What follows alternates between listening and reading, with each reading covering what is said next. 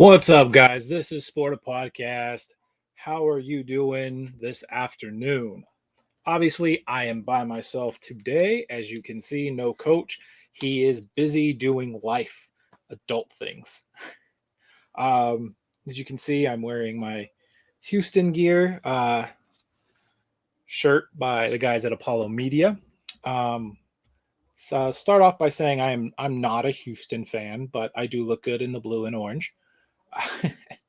um, so there's a lot to talk about going on right now, not just in certain sports, but in the world. So I want to start with the Trevor Bauer thing. So he's in court now, restraining order hearing from the woman, and they've been pushing this back. Bauer's lawyers have tried to push it back. And the reason being is because anything that comes out during this restraining order hearing can be used in the investigation by the Palisades police. So I get why they've been trying to push it back. Finally, a judge was like, no, we're going through with this hearing. We're going to get it done. And I don't have a lot of it, because I'm not there. I'm just seeing what I'm reading. But the lady said she felt like a rag doll being tossed around, that she came in and out of consciousness, that her body disassociated, her mind disassociated from her body during this experience. And of course, Bauer's lawyers have come out and said it was wholly consensual. She wanted this. We have text messages to prove this is what she wanted. Again, I don't think Bauer's done with the MLB. I do believe in the innocent until proven guilty mentality. I know he's done for this season. I don't think he's coming this season. It doesn't make me lose respect for him as a player. It does make me see him in a different light. Everybody has their kinks and what they're into. And again, innocent until proven guilty. It's weird. It really is.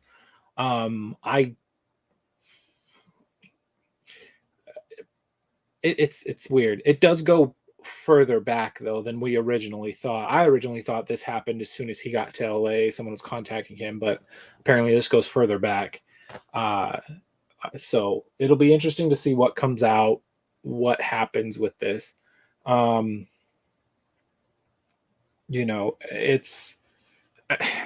It's hard to see. I saw the pictures of the woman. Now, if allegedly those things Bauer actually did them, then yeah, I think it went a little too far. Even if consensual is still a little crazy. I really hope Bauer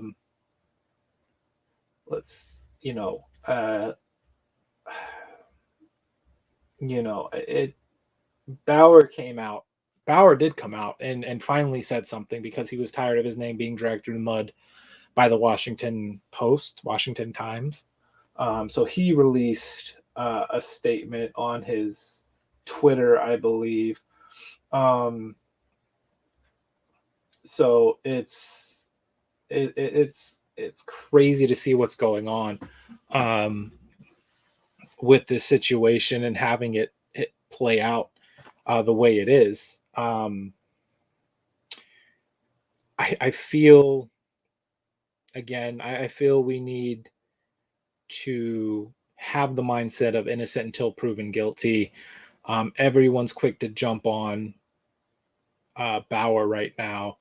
And again, I see him in a different light than I previously did, but I'm not going to be like pitchforks and burn in hell until I have the facts and until I have the innocent until proven. Because yeah, we don't know. Maybe this crazy lady is crazy and stalking him, and that's what she wanted. And yeah, all this ended up being wholly consensual. Again, it makes you look at Bauer in a different light, but I don't think it changes how you see him as a player and as a human being. But yeah, that's interesting. It's something to keep an eye on. Um, the Dodgers right now don't really need Bauer. They seem to be rolling just fine. Cole Hamels, who they paid $1 million to, who they never, who never threw a pitch for the Dodgers, is done for the season. So that's nice. But they got Walker Bueller. Scherzer's pitching well. Clayton Kershaw's pitching well. So they're pretty solid. They're getting ready, gearing up for the playoff run. So they're not going to miss Bauer. I do think, like I said, I know Bauer's done for this year. And I think if he is found guilty, his career is done, jail time to the max punishment. But if he isn't, I think he's done with the Dodgers. I think they look to trade him because there's guys in the locker room that don't want him there. Guys who are quick to be like pitchfork, burn in hell, burn at the stake type deal. And you don't want that in your locker room for anything. So I believe that Bauer's time in LA is done, at least with the Dodgers. So it'll be interesting to see what comes of that. They've pushed back his administrative leave over and over and over and over. So to me, it seems like they're no closer to resolving this issue than when they began. What started off as a 7-day administrative leave is now rolling on months, and it's not disheartening for Bauer, but at the same time, it's like there's a lot of information. There's a lot of information that they're sifting through, that they're trying to find, which is good. I think they're trying to find the evidence to either get the evidence to charge Bauer to the fullest extent of the law, or he's going to be free because they found out that this was consensual. So I appreciate MLB, the Pacifica, the Palisades PD taking their time with this and trying to find everything. Because we don't, our justice system, we don't just want to throw someone in jail for not doing something. You know what I mean? Like, we need to get past that. We need to go back to the innocent until proven guilty mindset. We can't just be like, oh, there's accusations, you're going to jail. We need to get out of that mind frame. But in other news, baseball, yeah, like the kid from Arizona, the rookie, first game in the major leagues, and the kid throws a no-hitter against the San Diego Padres, who are one of the better teams in baseball. It's impressive. It's quite the feat. Even if he doesn't pitch another game, or if his career's down the tank, goes down the shitter, he can literally say, my first game was a no-hitter. Congratulations to him. I forget his name. I want to say it's Tyler Gilbert, but I don't think it is. I'm not 100% sure. You know me. I've said it before. I'm not big on baseball until playoff time. Astros doing Astros things, leading baseball in a lot of categories, sitting very well, very much in the driver's seat in not only their division, but in the American League. It's amazing to see what these guys are doing, sans trash can, and putting the haters to bed and saying, hey, look, yeah, we did cheat, but we're not cheating now, and we're still kicking your ass. So it's fun to watch. Again, I don't root against the Astros. I think they're fun to watch. I love Altuve. I like Correa.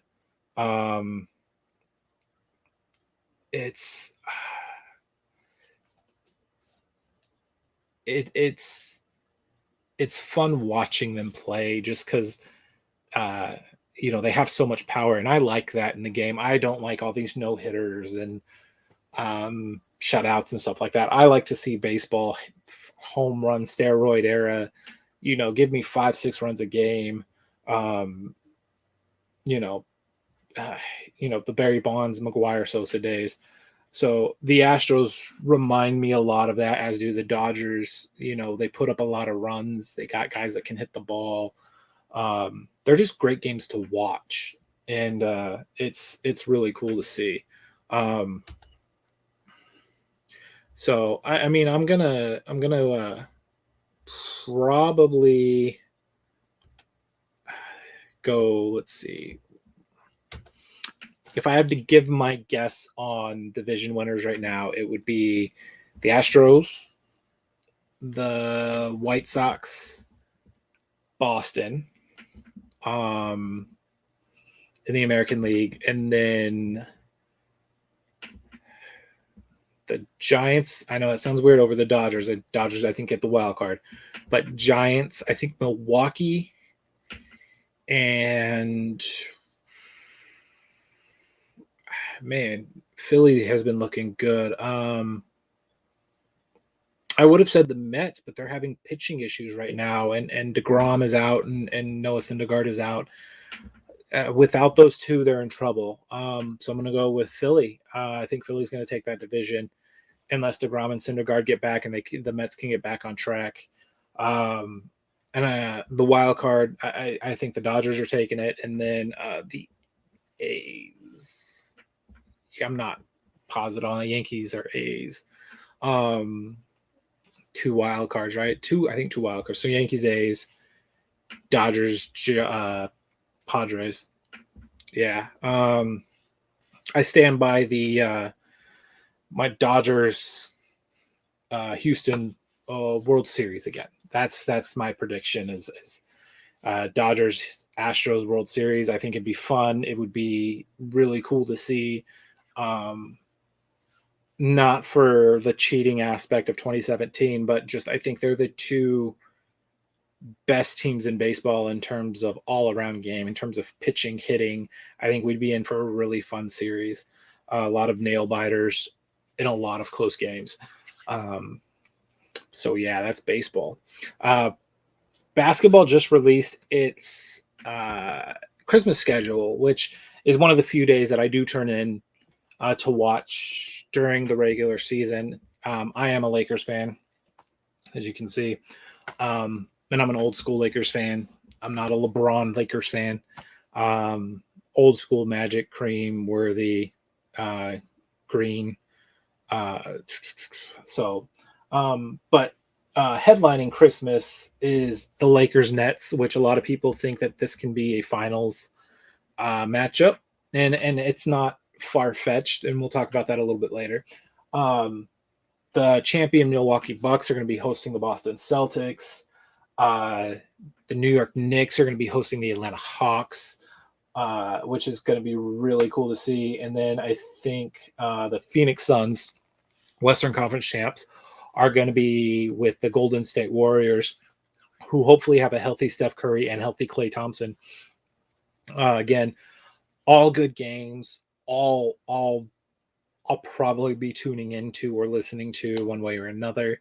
But on the subject of basketball, my Los Angeles Lakers have decided to go to the retirement home and pull a bunch of older players, which I'm not against. I think this can either end fantastically or very ugly. I don't think there's any in between here.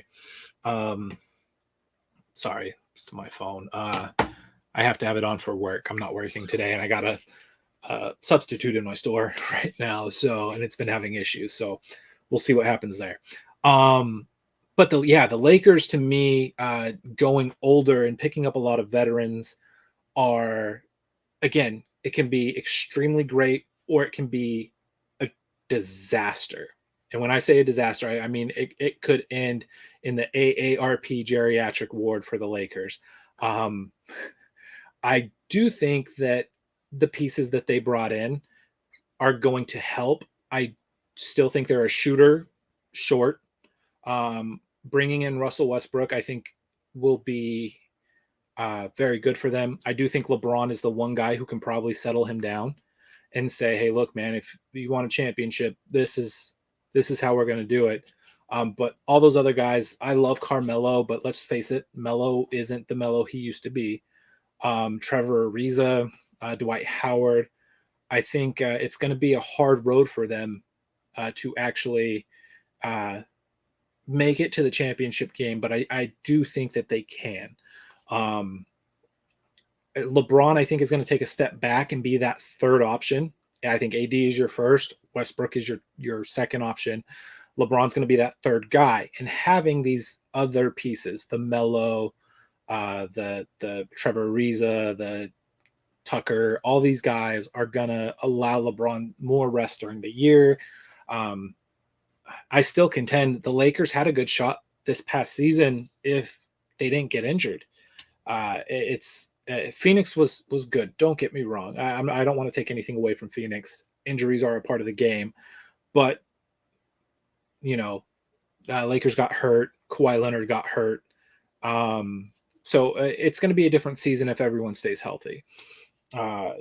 The championship winners, Milwaukee Bucks, they lose a couple pieces, nothing major, but some pieces. I don't think they make their run. The Nets have to stay healthy with Durant, Harden, and Kyrie. Two of those three need to be healthy for them to make a run in the playoffs. We saw what they could do without the two of them, and Kevin Durant couldn't get past the Bucks by himself, and he tried. Sent him to overtime, couldn't hit the game-winning shot in overtime. He needs that second option in Brooklyn for them to move on. Trae Young and the Hawks have made a couple moves to get a little bit better, nothing major, but they'll take a step forward, as will the New York Knicks. I think the New York Knicks is a young, exciting team. I think they make that step. The Miami Heat went out and got Kyle Lowry, brought him in to help Jimmy Butler. I think that helps them. Phoenix re-signed Chris Paul, redid his contract. Unpopular opinion, I don't think Chris Paul was needed. They went 8-0 in the bubble. They showed that they were a team on the rise. They played better in the playoffs when he was out with his shoulder injury / COVID issues. I don't think Chris Paul was needed other than his leadership, and I'm not paying someone to be a leader for $44 million. Like, I'm paying for production at that point, and I don't think Chris Paul is that guy for Phoenix. He likes to slow the game down, see the game, and run it very slow. I think Devin Booker and Payne and DeAndre Ayton, they like to go a little more fast pace. Don't see Phoenix doing what they did this year, making it to the finals. In fact, I don't even see them in the Western Conference Finals. I think they take a big step back and realize that the Chris Paul signing was a mistake. They should have gone younger instead of, signing a veteran like Chris Paul for the contract that they did. Let's see. The Clippers, they haven't gotten better, but they haven't gotten much worse. They did trade Pat Beverly, who I think is one of their better defensive players. He's an asshole and he's a douchebag, but he's also a dog. And defensively, he helps them out. He's now with the Grizzlies or the Wolves. Like, they traded him, and then he got traded today again. But Kawhi signed a new deal. So if he comes back healthy, the Clippers will still be good. I just don't think they've gotten better. Golden State is going to be the team that I think a lot of people need to watch out for. They think, let's not forget what Clay and Steph did pre-Kevin Durant. And they have the pieces. They have young pieces, James Wiseman, Wiggins. I still think that Steph Curry could go off at any given time. With Klay Thompson coming back, if he comes back healthy and at 100% and stays injury-free, we're looking at Splash Bros 2.0. And again, fun to watch. And a lot of people, like I said, think they fell off. I think they're going to be coming back this year with a vengeance. So I'd watch out for Golden State as well. We'll get more into NBA as the season gets closer, and I will make my predictions for conference winners and NBA finals. Now, big news here in Seattle, Washington. Jamal Adams has signed a new deal, a contract, and it hasn't been I'm not going to say approved. The Seahawks and Jamal Adams haven't come out and said that this is true, but it does come from reliable sources like Adam Schefter, ESPN reporters, that he has signed an extension, 4 years, 70 million, 78 million, something like that. This is a big deal. not just for uh, the him himself or for the Seahawks, but this resets the market for a safety. He's getting paid 17.5 million a year, which is crazy to think that a safety is making that much money. Jamal Adams is worth that money for the things that he does. They're supposedly they were at an impasse, and the Seahawks were going to let him play the year out without a contract, franchise tag him, which could have been messy because he probably would have fought it with the Players Association saying he should be paid like a linebacker because he does play the way they use him. So it could have gotten messy. But deal came down probably about an hour and a half ago, maybe two, that they did get the deal done. A lot of guaranteed money, big signing bonus. I don't have all the numbers, and I don't know how this is going to impact the Seahawks cap. But what I do know is there are some other contracts that need to get done very soon. DK Metcalf, Quandre Diggs being two names that coming up within the next year or two are going to have to get contracts done. Currently, Dwayne Brown, their offensive lineman, is also looking for a new deal. So it'll be interesting to see how Jamal Adams' contract impacts Dwayne Brown signing, if we're going to see Russell restructure, if we're going to see Bobby Wagner restructure. KJ Wright is still a free agent and on the market, and doesn't seem to be letting up on his demands in terms of value and what he wants. Good for him, sticking to his guns. I don't know. I made the joke today that the signing of Jamal Adams, that's a lot of money to pay for a second round exit. Joking around because Seahawks have had a tough couple of years. But I do think it is a good signing. I think it's a great signing. It's one that needed to be done for John Schneider and Pete Carroll's sake. He gave up 2 first rounds and some extra picks for this guy. And if he walks for nothing, you're on the hot seat, dude. Like, you don't do that. But they got him re-signed. It's one more thing to put behind and to get on with this season. And they are in probably the hardest division in football in the NFC West. So even with this signing, the Seahawks could still miss the playoffs. Is a very real possibility. The Niners are coming back extremely healthy. They were injury riddled last year. I don't want to say the Niners were bad. They were injury riddled last year. And so I think they're going to come back healthy. I think they're going to come back with a vengeance. I think they're going to look good. The Rams upgraded their 1 weak spot, which was the quarterback. I love Goff, but Matthew Stafford is an upgrade in terms of quarterback. Yes, they lost Cam Akers for this season. He's their running back, but running backs can be found via trade, free agency. We've seen guys come out of nowhere and have great years. Arizona got stronger. AJ Green is now going to pair with DeAndre Hopkins and Larry Fitzgerald. Kyler Murray's going to have another weapon. JJ Watt on that defensive line. So the whole division made moves. And so it wouldn't surprise me to see any of those teams not make the playoffs. The NFC is very tough. You got the Bucks, who now have a full off season, brought back all their starters. Tom Brady gets practice time with all these guys. So the Bucks to me still look very solid. The Packers with Aaron Rodgers being back in camp now and playing, I think is big. I don't even want to mention the NFC East. But if Dak Prescott stays healthy and that Cowboys team lives up to the expectations, which they never do, they could be very dangerous, with the weapons that they have. So it's not a given that this signing of Jamal Adams makes the Seahawks Super Bowl contenders.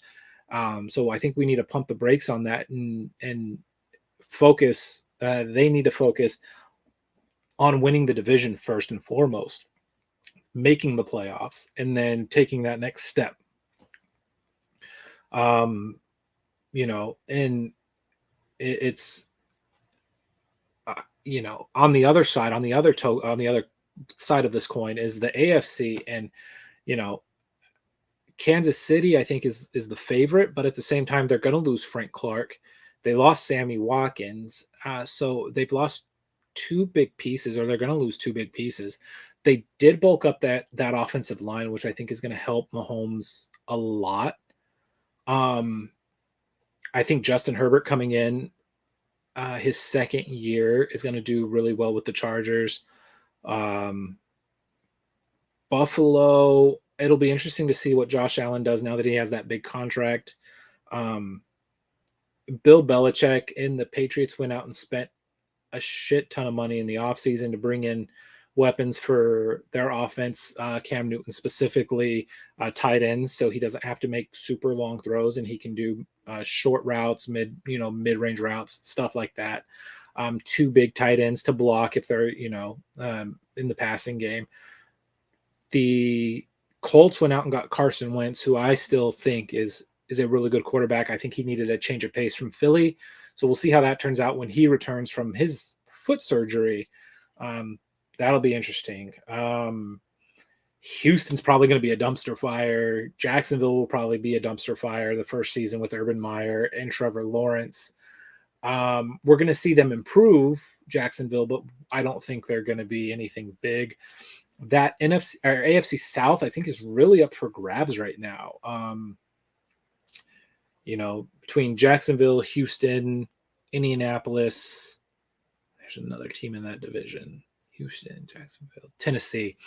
Tennessee's probably the favorite for that division. I'm not a big Tannehill believer, but I think he's a guy who can get it done. But adding Julio Jones, A.J. Brown with Derrick Henry, that defense is pretty solid. I think the Titans are probably the favorite in that division. The AFC North, Pittsburgh, Baltimore, Cleveland, and Cincinnati. It's a tough division. Cincinnati's not going to be an easy out. But that's another big division that's just up for grabs. I can see any of those three teams winning that division. Baltimore, Pittsburgh, or Cleveland. All of them are well stacked, well versed in winning. So I can see that, especially with the year Cleveland had last year. They could surprise people this year and take that next step. Baker will probably be looking for big contract money, so he'll want to play really well. AFC West, again, it's the Chargers, KC, Denver, and Las Vegas. I was about to say Oakland, Las Vegas. Denver's out, and without a quarterback, Denver's out. The Raiders, I think, can surprise some people. I just don't think John Gruden's that guy anymore. I don't think he's head coach material. Might be someone that they need to look at. He's still got how many years left on that 10-year deal? I like Derek Carr. I think Derek Carr is a good quarterback. I think he always has been a good quarterback. I think he's top 10 every year in every statistic for quarterbacks. I just don't think he gets along well with John Gruden. I think this division comes down to KC and the Chargers. I'm gonna lean towards the Chargers with this one. I know KC's probably the favorite, but I think Justin Herbert comes out and surprises some people, and I think that defense steps up this year. But we'll talk about that more as football gets closer to the season. But yeah, the big news today was Jamal Adams signing his deal. And again, I don't know how that's going to affect the Seahawks cap, but it will be interesting going forward because DK Metcalf, Quandre Diggs will all need to be signed soon. And Dwayne Brown, their offensive lineman, will need to be signed soon. In NHL news, they've approved for the 2022-2023 season advertisements on the jerseys. Now, a lot of people are freaking out about this. It was the same freak out a couple years back when the NBA said that they can put corporate sponsors on the jerseys, and people were like, oh, no, they're going to look ugly. I mean, it's a little thing in the corner for most of them. You don't notice it. If you've ever seen like the European hockey jerseys, the CHL clubs, stuff like that, you will see all sorts of advertisements on them. But those clubs need money, so corporate sponsors are important. I think with the NHL, where money's not as tight and they do get a nice little share, you might only see, an arm badge or something on the shoulder. I don't think we're going to get big corporate sponsors like in soccer, where Chevy is across the chest, or Emirates Air. I think we're going to probably see little patches here and there. With the NHL, I don't see big advertisements, but I could be wrong. Either way, I'm not too worried about it. Whatever helps the sport grow and get money is important. Um, Joe Thornton, the old man of the NHL, has signed with Florida on a 1-year deal. Um, and this is something I was interested in, and I really wanted to talk to Zach about today. Was when does it become you're no longer playing for fun, but you're playing for a ring and you're ring chasing? Like, Joe Thornton has jumped team to team in the past couple of years trying to get a ring. Um, and does it hurt your legacy? Does it tarnish it? And I'll bring up some examples like Ryan Getzlaf. Entire career with the Ducks so far, has one ring. His ring, I think, is very important. 100%. I think it's a huge ring. But someone like Joe Thornton, who I think has had a really good career. Left the Sharks, went to Dallas. I think he was in Toronto last year, and he's in Florida now. If he gets his ring, is his ring less valuable than that of Ryan Getzlaf? It's the Giannis Antetokounmpo NBA ring. He built his team, didn't leave, didn't form a super team, and they won the title this year. And his one ring impresses me more than Kevin Durant's 2 rings with Golden State, because they formed a super team. And I feel KD took the cheap way out, going to the best team in the NBA and getting a ring. I'm not diminishing the guy's skill set. I still think he's solid. Still going to go down as one of the greatest scorers of all time. But his legacy to me isn't that great, even though he has 2 rings. Dirk's ring is more impressive. Dan Marino, a guy who never won a ring, stayed with Miami his entire career, had the option to go to Pittsburgh late in his career, and that team was built to win. And I think they would have had Marino gone, but I think it would have tarnished Marino's legacy, because then he became a ring chaser. Because then he would have became a ring chaser. Whereas Tom Brady, who had a handful of rings in New England, didn't re-sign because of issues with Belichick, and he went to the Bucks. And I'm going to be honest with you, when that happened, I don't think anyone saw the Bucks as the best team in football. Considering Drew Brees was in that division, Matt Ryan, Julio Jones, Christian McCaffrey, all these guys, he went to this team and they built a team around him defensively, brought in some weapons, and they win the Super Bowl. So I think that's a little bit different than, so let's just say, a guy like, let's just say JJ Watt. I don't think he's ring chasing yet, but he went from Houston to Arizona. If Arizona doesn't win, maybe he goes to another high profile team trying to get a title.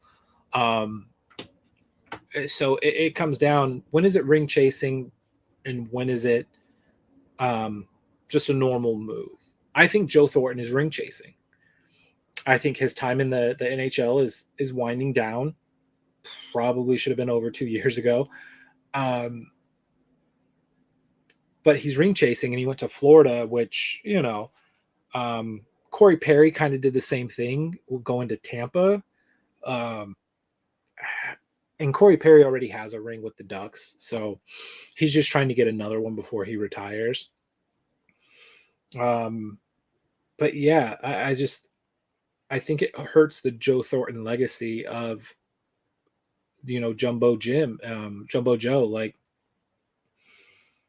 why are you ring chasing at this point, man? Like, you know, just enjoy the game and I mean, if you're gonna ring chase, go to Tampa, go to Vegas, go to Colorado, go to the Isles. I mean, Florida's good, but they lost one of their goaltenders in this expansion draft. Um, and they haven't shown consistency of being a good team, other than the year they had last year. But that's not consistency. That's 1 year. So I don't know. I'm lost on that move. It'll be interesting to see. Marc Andre Fleury has came out and said he will play in Chicago, which is huge for Chicago and their sexual assault allegations that are being swept under the rug by the NHL and Gary Bettman. Um, so that's another story all in itself, and that's something we'll get into with Zach when he gets back next week. Maybe next week. I go on vacation. I'm going to be gone from the 23rd to about the 4th. So we might go 2 weeks without a show. I'll probably do some quick ones on my phone or something, because I don't want to leave you guys without content because I know how much you love me. Um, you know, uh, I know I'm going to jump back to baseball. The Field of Dreams game. I'm not a baseball fan, but that Field of Dreams game was awesome. The setup, the cornfield in the back, the old Yankees Sox uniforms was really cool. And they've decided they're going to do another one next year with the Cubs and the Reds. Why those two teams, I'm not 100% sure. I probably would have gone Cubs Cardinals, or Yankees Red Sox. I think would have been cool. A real rivalry game. Cubs Reds just don't do it for me. But I think it's cool. I think when the COVID restrictions and everything else lift, I think we're going to see more London games again, like we did a few years ago. But it got me thinking, what other games could we do that are movie based? So I was thinking, the Sandlot. Like a Sandlot game would be really cool. You could have a mechanical dog in left center. If a home run's get, you see the dog come up and grab the ball, which would be really, really cool. Old style field, dirt, a little bit of grass. I think it would be really fun. Trying to think. Oh, a longest yard football game, like put a barbed wire fence around, dirt patch with the markings. I think would be really cool. Have that style. A Space Jam basketball game where with trampolines that you could jump from one spot to. And I'm just kidding. That'd be ridiculous. But yeah, it made me think about what other movies could translate into sport that we could see games like the Field of Dreams game or a Sandlot game. So that's one thing we'll talk with Coach when he gets back, because I'd be interested in his thoughts to see what he thinks. But yeah, the Field of Dreams game was really cool. It had a great ending, walk-off home run for the Sox at nighttime. It was really cool. It was dark. They had the lights on, and the blast was great. It was amazing to see. That work, because I'm going to be honest with you, I didn't know how it would fare, but it did really well in terms of ratings and the game itself, because the game itself could have been a disaster. But it ended up being really good and exciting. So it was cool to see the Field of Dreams game. And again, they are bringing it back next year. I believe it's Cubs and Reds. Not excited about that one, especially because the Cubs had a fire sale this year to get rid of a bunch of people.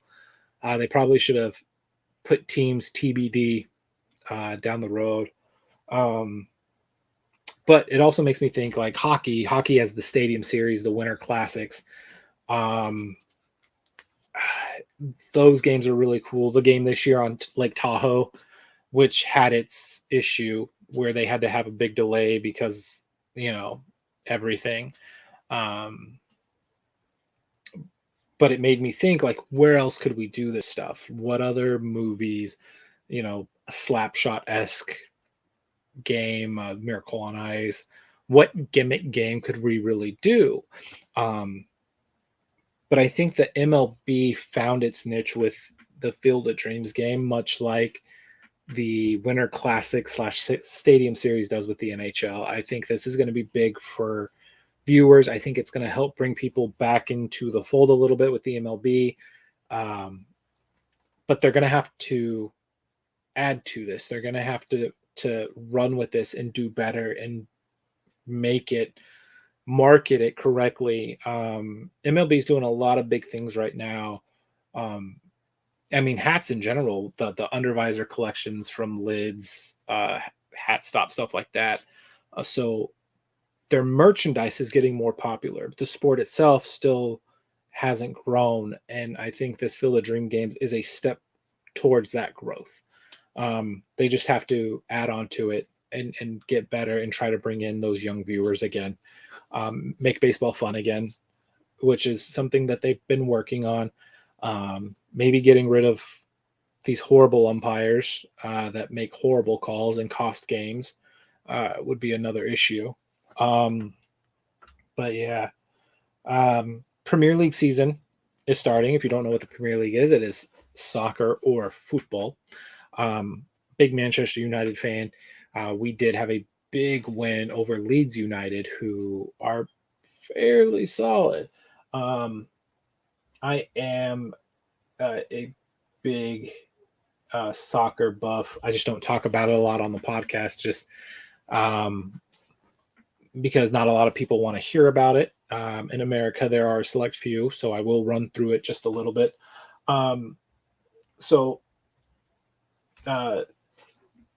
Manchester United, big win. I believe it was a 5-1 win. Paul Pogba showed why he is one of the best midfielders in the world. Finally, after all this time, Bruno Fernandes gets that hat trick. Our young guns, like Mason Greenwood, scored. Jadon Sancho came in as a sub, made his Man U debut. In Leeds, who came out last year with one of the most exciting teams. This team always played like it was 0-0. Even if they're losing 5-0, they're still pushing forward, trying to score. If they're up 4-0, they're still pushing forward, trying to score. It burned them this past weekend. Man United countered very well. Great passing, great finishing. David De Gea played really well in net. Then you have the other side of Manchester City, who is considered the favorites this year because of the money that they spend and the players that they bring in. They lost to Tottenham without Harry Kane. And Harry Kane is probably top 3 striker in the world right now. I think that there's a huge market for Harry Kane. I know Manchester United are thinking, or not Manchester City put a bid forward. Tottenham declined, said he's not available. Tottenham need to do something this year in terms of silverware, whether it's Champions League or Premier League, or they're going to lose Harry Kane. Because he does want to win, and he wants to go to a team that's going to win. And so I think this is his last year in Tottenham unless they do something big. But yeah, if you don't watch the Premier League, I know it's early in the morning sometimes. I know sometimes people can't watch it because of the time zone difference. But tune in. It's probably one of the better leagues in the world. It makes MLS look like JV. It's really fun. I'm not telling you to root for Manchester United. You can root for whoever you like. But yeah, if it's something you want to talk about, hit me up in the comments and everything, and we'll discuss, and I'm gonna bring you on the show and we can talk about it. Um, so not much going on right now, other than that. Premier League starting, football getting ready, getting ready to start, which is really cool. Um, Baseball winding down, basketball, NHL becoming into season soon. Let's see. I think that's it. I don't have much today. I know this was a weird broadcast without Zach. There is no back and forth, no repartee. But I did want to get something out there, and we've only been in 45 minutes. It is always a pleasure to bring this to you. If you guys ever want to talk about anything else, comment, reply in the section. We will talk about it on the show. If you are interested in coming in the show and talking, let us know. We can always accommodate that. We do have the ability to bring 10 people on. So until maybe next week, I will find out eventually. It was a pleasure. Remember, guys, this is Sporta. Like, subscribe, hit the little bell to get that notification. Hit me up on Twitter. This is Sporta Pod, Shenanigans82. We will, again, like I said, hopefully be back next week. I do go on on vacation, so we will figure what we're doing out, what we're doing then. Until then, guys, have a great day, have a great afternoon, and have a great week.